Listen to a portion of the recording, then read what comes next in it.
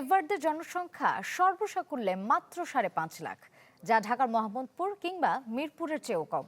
অথচ সেই দেশটি বিশ্বকাপে লিখেছে ইতিহাস, নিজেদের প্রথম আসরেই নাম তুলেছে নকআউটে, তাও আবার গ্রুপ পর্বে কোনো ম্যাচ না জিতে।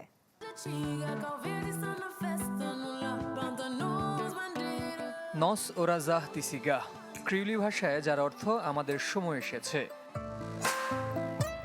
বিশ্বকাপের আগে দলকে উৎসাহ যোগাতে লেখা গানটার কথাই সত্যি প্রমাণ করে চলছে কেপ ভার্দে। জন্ম দিচ্ছে রূপকথার, গড়েছে ইতিহাস।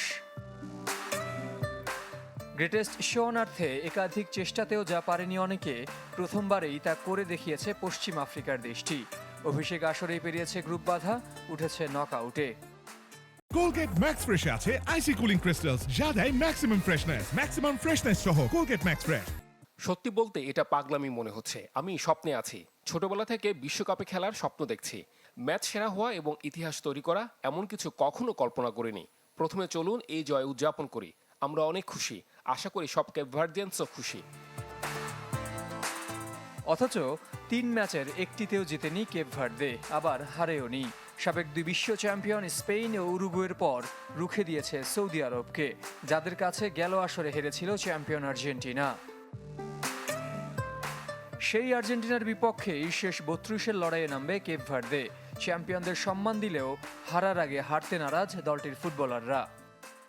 রাউন্ড অফ 32-এ আমাদের প্রতিপক্ষ আর্জেন্টিনা, তাই না? এটা কঠিন ম্যাচ হবে, কিন্তু বিশ্বাস করি যে কোনো কিছু সম্ভব। ভজিনিয়া দুয়ার্তোদের নিয়ে বিশ্বাস করতে শুরু করেছেন কেপ ভার্দের মানুষও। এই অর্জন আমাদের মতো ছোট্ট দেশের জন্য অনেক কিছু।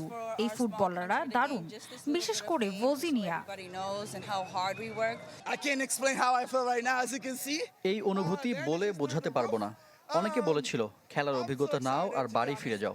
দেখো কত দলকে আমরা রুখে দিয়েছি। ৪ জুলাই ৩৯ বছর বয়সী মেসির মুখোমুখি হবেন ৪০ বছর বয়সী ভজিনিয়া। জের সাগর, চ্যানেল 24।